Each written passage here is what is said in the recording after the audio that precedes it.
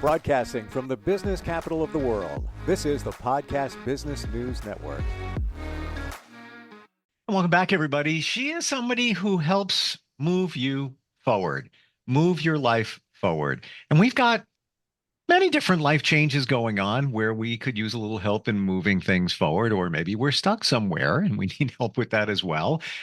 She's an amazing coach, kind of a slice of many different lives that she's led along the way in her career to help you with yours. She's Margaret Enloe. She's back with us. How you doing today?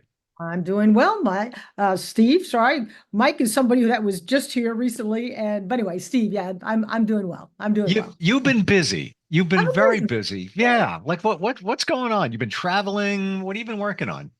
So yeah, I have been traveling. In fact, last Wednesday I left town, New York City, for a flight to LA, and then LA to Reno. And in Reno, they have a nonprofit called the National Judicial College. And that is a college, nonprofit, as I said, that teaches judges of a huge variety of subjects. It's like going to college for the judges once they become a judge. And I've been teaching there for probably last 4 years, mostly by Zoom. This time was in person. To judges from around the country. They're normally state court judges in a variety of capacities in their positions. And this is a course, it's a 2-day course. I teach the legal component. And so I went out there to do that. I was there for the entire 2 days. I met the judges at breakfast, at lunch, not dinner. And we stayed in a hotel with lots of slot machines. So it was unusual or different experience, but it harkened back to my life when I was an attorney for over 25 years at PricewaterhouseCoopers. Wow. Now, the course study that you're offering to them, can you explain that? I want to learn more about what you've done and obviously what you're doing, but what exactly was you're teaching attorneys and judges? Yeah. So in my work at PwC, in-house attorney, partner, associate general counsel at PwC, I worked on litigation brought against the firm, often class action lawsuits claiming huge sums of losses when the stock of a company, for example, went down. The course is primarily to draw on the knowledge of people like me, as well as there's a forensic accountant, there's a CPA who teaches the judges all about what are financial statements and how do they get compiled. What are the different elements of the financial statements? There's another person who talks about GAS and GAAP, generally accepted auditing principles and generally accepted accounting principles, so that the judges leave. There's also a valuation component. The judges leave after the 2 days with a lot of information about what financial statements are and are not, how they are put together, what do auditors do, what's their role, what are the boundaries around their role, which most of the public has no conception of. And then also valuations, because a lot of these judges work on divorce matters or divvying up property in some fashion. So understanding a little bit more about value, how you value property, how you value stock is important to them. And then my component, which came at the end of the day on Friday, is talking to them as the only lawyer there about how these cases end up in court. What are some of the issues that bubble up? What are the difficulties that the attorneys go through? How can judges be more effective in maybe streamlining discovery? And I give them some examples of cases I worked on when I was at PwC, just to kind of give some reality to, hey, this is how financial statements get challenged and used and talked about in a court setting. Interesting. So you used your background there, and also the financial side of things, and sharing that with others in the legal field. Exactly. Okay. Others meaning judges. We're talking. Yes, that's what I meant. Yeah. Yeah. Wow. So much I want to talk about in terms of financial statements, but that's not what we're doing today. No. I'm not the expert on financial statements. I had to deal with a lot of them in the course of the litigations. But as I said to the judges, a lot of these cases can be broken down into very discrete elements. It's not like everything is at issue. There's certain allegations that are made that XYZ and ABC were handled improperly, but it's not soup to nuts. So It's Wow. yeah, So you said that now I'm bringing it down to the, maybe the real world for the rest of us, but sure. you mentioned that there were, judges that presided over divorce cases. And how does that look? Price Waterhouse, yeah, that's over here in terms of size and all of that. But a divorce case. What are some of the things that you shared, and what came up during that session?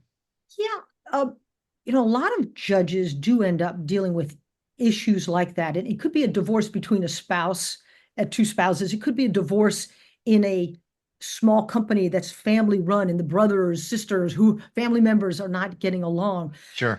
So the judges are really they're part doing two things. One, they're taking in this broad brushstroke around valuations with respect to entities and situations they will never ever face.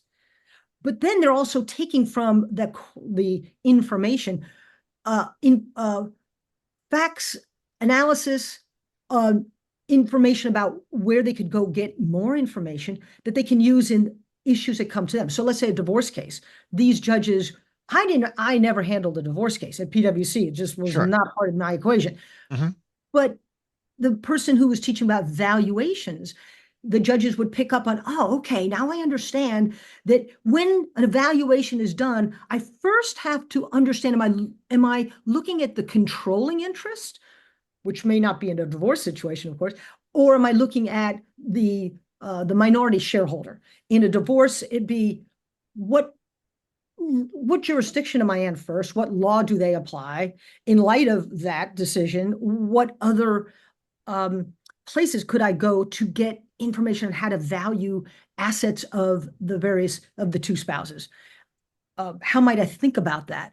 Oh, I used to think it was just find their bank accounts and look at the bottom line, and that would tell me what I needed to know. Now the judges are in a better position to understand. I probably need to ask some good questions around X, Y, and Z. So the judges are given a binder of material that they can take home with them, and they can study it after the 2-day course and then hone in. I imagine what they do is hone in on the things that they want to remember for the next 10 years or 5 years of their tenure on the bench. Based on what you've seen, even most recently, do you find that a lot of judges are just overwhelmed with the number of cases and everything going on? I think many, certainly at the federal level, yes. And unlike the Supreme Court, the judges don't have the ability to say, well, we're not taking cert. We're just not going to pay attention to this case. We're just going to deny cert. District court judges, appellate judges, yeah, they can be overburdened. Same thing in the state court. And some courts are probably better than others in figuring out ways to alleviate that burden, maybe by hiring more judicial law clerks. I was a judicial law clerk when out of law school, working for a federal judge in Philadelphia. And that was one of the best experiences I ever had, because I understood, how does this judge with a huge dockload manage his dockload? How quickly does he take on hearings? What does he try to do around settlement conferences? So I was learning how the judge could do what they could do to try to keep up with the various cases coming across their desk. But I think some judges certainly are overloaded, and they don't have the help. More in probably the state cases, state judges, and in the federal system. Yeah, there's just more and more people. We're a litigious society. The Americans are. We're very litigious. Sure. And it adds to the workload of the judges. Can a judge walk away? I mean, this is a deeper legal question, but let's say Supreme Court judges involved in a case, whatever it might be, could be a divorce case, could be, between two business owners, whatever it might be. Does the judge have the ability to say, all right, I've gotten to the point, I'm not dealing with this one anymore. I'm walking away. I'm assigning it to somebody else. Can that be done? No. There are certainly instances where a case gets reassigned for various reasons. Well, maybe a conflict of interest, possibly. Conflict of interest could certainly be one. But not to get political here, but the case before Judge Cannon down in Florida, there's a lot of effort underway to try to get that case reassigned. But that's not what you're talking about, I don't think. I think it's more, no, judges do not have that ability to say, I got too much on my plate here. I'm not dealing with this. Yeah. They don't. No, and that's why there are delays for the litigants in resolutions of their motion. Not once it goes to trial, the trial has to proceed because often they'll not always have a jury. The jury has to be paid attention to. Their lives have to be taken into consideration. Sure. But there's a lot of delay. That's one thing a judge can do. They can say, well, I just can't spend the time ruling on this motion. And the litigants have to wait. Is there and final question on that, and this is based on what a friend had told me, that in a case, the judge said, no, at this point, I'm not going to try this thing. I'm personally not dealing with it. I'm going to appoint, and I don't know what this is called, a retired judge to preside over it. Okay. What is that called? Well, that might be to a magistrate, an active magistrate. There are some senior status judges who take a lighter workload, certainly in the federal system. And there may be mechanisms like your friend talked about to offload a case or two, but there has to be a valid basis for doing that. Okay. You can't just say, I just got too much on my to-do list. There would be a process by which your friend or the judge in your situation was allowed by the rules to do what he or she did.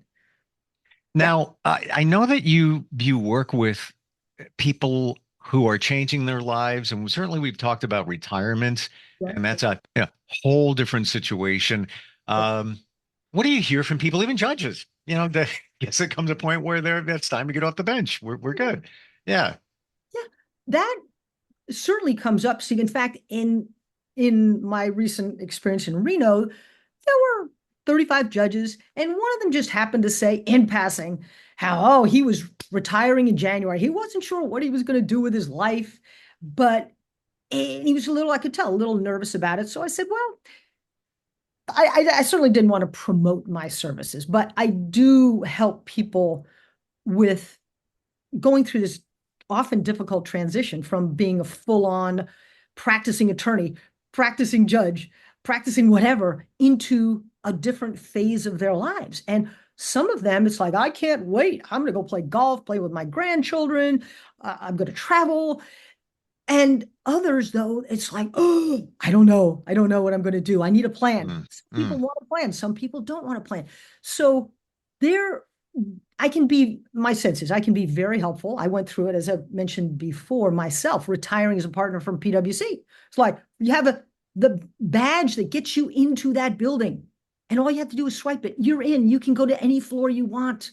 You can ask questions. And the next day, your badge, you've turned in your badge. You can't get in through the turnstile. So it's a huge mind shift change.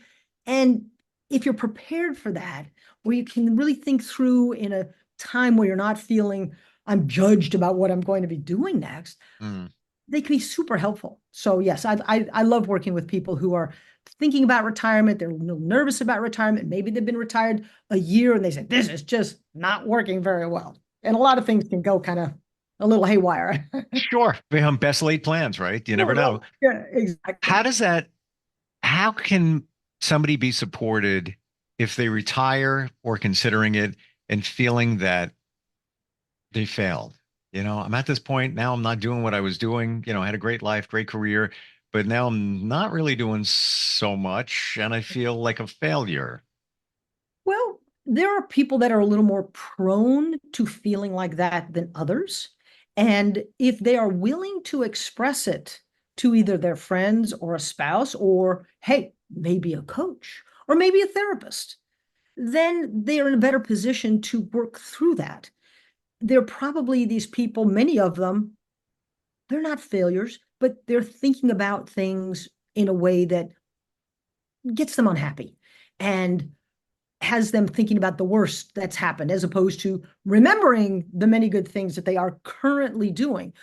But it's also, Steve, somebody like that helping them think through, okay, you're not feeling so great right now. Let's talk about what's happening right now that gives you that feeling. And where do you feel that in your body? Does your chest tighten up? Kind of a shortness of breath? Do you Mm. wake up in the morning just kind of like so tired? What's going on with you?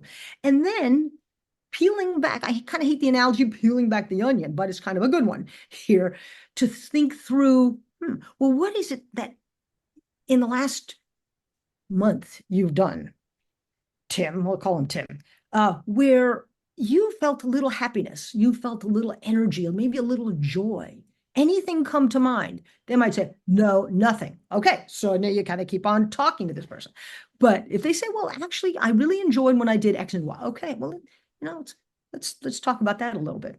And Mm. where might you insert that again into your life? But somebody who comes out and says, I'm a failure, well, they're kind of in a bad place. And how bad are they off? Are they somebody who really needs a psychotherapist? Or do they need a coach to help them move forward with planning a few things and getting on with life? In that respect, looking at it more as a coach situation where somebody's sense of purpose, now it's gone. I knew it was going, but I didn't know it was going to feel this way. For Mhm. you leaving PwC, Mhm. did you have some of that, life assessment thoughts in your mind? For me, I'm glad to say no. And that's because I had I could transition into coaching. It's something I had thought about before retirement, and I decided to take training to become a coach. Hmm. And just that environment, being with a new group of people and studying something, reading books, being with a small cohort of people every week to talk about X, Y, and Z, that gave me some real purpose. And yet, not everybody has that. So that's why it's super helpful for somebody to think through, what might I feel good about doing later on? And or it can maybe it's not doing, but it's being. And a lot of times people have dreams that are unfulfilled. Well, let's talk about what those are. And everybody is so different, Steve, right? Yeah, it's so true. And we all evolve. Like if I could go back to my younger self, and this was after leaving a job for almost 30 years, and it was a great job. Um, kind of carved my broadcast career out of that. And I started when I was really, really, really young. Um, When I left, and it was time to go. It just you just know when it just it's not working for me. It's not working there. It was a mutual let's Mhm, part ways. They offered me a position at the station in Connecticut. I was in New York at the time, and it didn't seem right. mhm.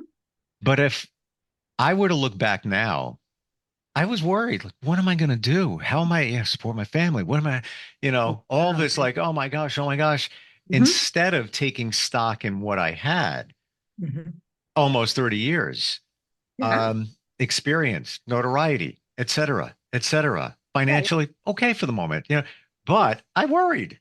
You I worry. worry. Oh gosh, yeah. Yeah. Like if it did, and I don't want to say I kind of ruined it, kind of ruined the moment, but I Mm. worried. Now looking back at it, I look at those things as an opportunity. Ooh, Right. this is exciting. Woo! What Yeah. can I do now? What But, what can we do here? This is going to be good.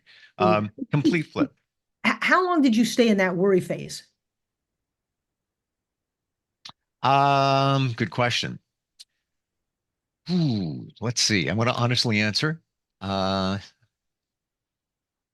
Definitely 6 months because I had a non-compete, but then I took a position that paid a lot less, but it was completely different. It went from a big corporate thing to a smaller owned radio group where I got to do things that I always kind of wanted as a hobby, Yeah, and I yeah, got paid for it.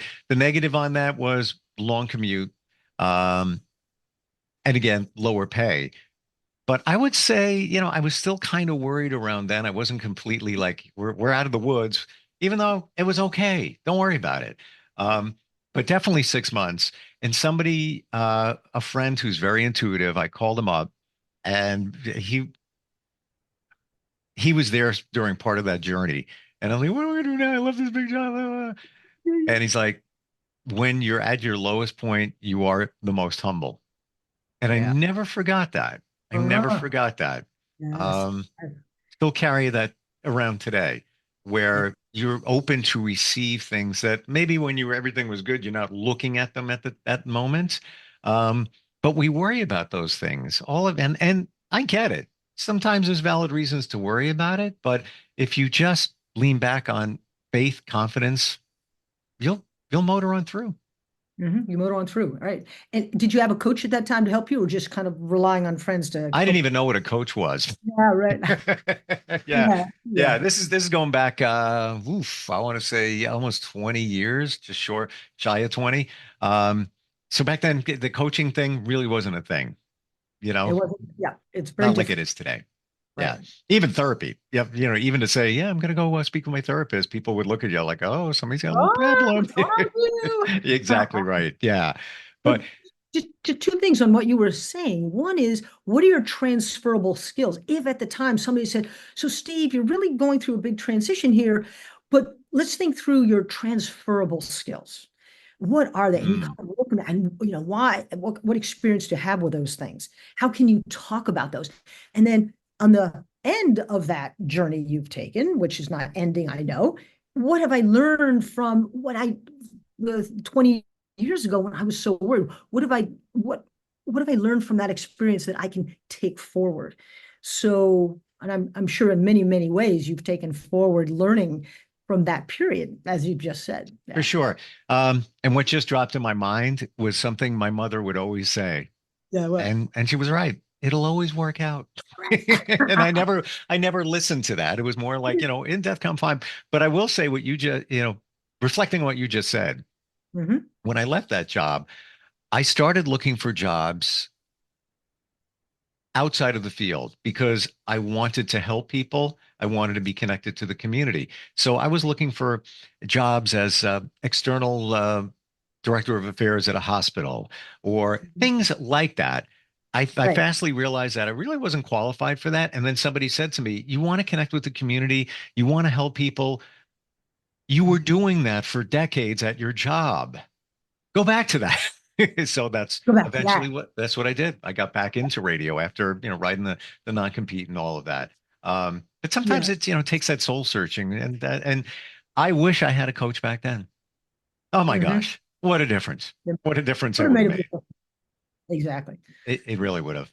And I'm not just saying that because that's what you do. I really mean that. I wish I Yeah. knew you then. Because your friends are only going to tell you what you want to hear most times. Right. Friends are, they're going to tell you what you want to hear, or they're going to judge you a little more quickly. They can say, forget about that. You're no good at that. Why would you even think about doing that? Right, Right. right, right. Dismiss you. Yeah. Just a little dismissive, Mm. trying to be helpful. But when you're a little feeling down and unsure, uncertain, it's a tough place to be. So having a coach who's going to be non-judgmental, is going to hopefully ask good questions, Yes. opens you up to really talking about things that otherwise you might not talk about. Even in 2 minutes here, you asked me questions and you didn't even know my background, and you made me think back to what I was thinking at that time and how I could have maybe possibly reframed it, sort of what a coach does. Um, Yeah. so you're in Reno. You're still traveling, right? What do you got coming up? Well, actually, this Thursday night, I'm going to London with my husband and meeting up with my daughter who's already over there. My daughter who's on the program a couple months Sure, ago, sure. Laura. Oh, I didn't know she lived there. Okay. Yeah, she's going to live there now as of yesterday for Oh, wow. 4 months. And she's doing this master's program there, part-time. And then my son will be joining us from Switzerland. He lives and works there. Wow. And our other daughter is joining us on Monday. So the five of us will be tootling around London, and then we're going south. But mainly the draw was to see where our daughter, who's going to be living there and is already studying there, just kind of what her environment is like. And then Nice. spending time with our son. We don't get to see our son that often, but we do talk to him fairly often during, once a week kind of thing. Oh, that's wonderful. Yeah, it's like everybody getting together and perfect time of the year too. It's not too cold, right? In Not too London. cold, right? Wow. Share with us, Margaret, if somebody is going through some life change, maybe they're contemplating some change, how do they find you? Steve, the best way to find me is either on LinkedIn, Margaret Enloe. There are some other Enloes on LinkedIn, but Margaret Enloe. And also through my email, which is my initials, me@margaretenloe.com. So those are two ways. I do have a website, which is margaretenloe.com. And people can also connect with me through my website. They can get a feel about the different kinds of coaching that I do, including this retirement coaching that we were talking about. Sure. And some places that I have some reviews there. I have reviews on LinkedIn as well. So pictures of me. I have pictures of me on a unicycle. I learned to ride a unicycle when I was in, I don't know, second, fourth grade, I think it was. Yeah. Wow. I still know how to ride a unicycle and do other things. Well, I'm visualizing what that must feel like. It's not easy. It's not easy. No.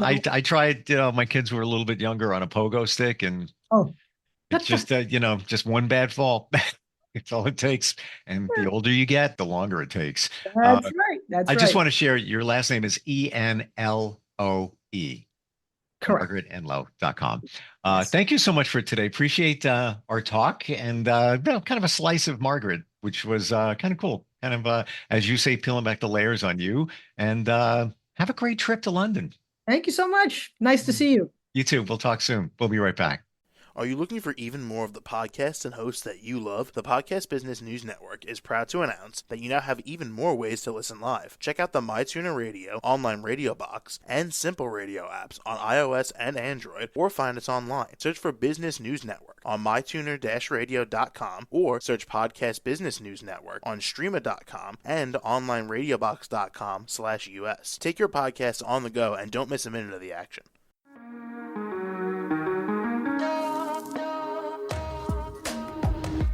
Broadcasting from the business capital of the world, this is the Podcast Business News Network. For nearly 2,000 severely injured veterans, everyday life has become filled with barriers. Day-to-day simple tasks can become pretty daunting. I have to carry my chair up 2 flights of steps or have somebody do it for me. What scares me the most is just the falling.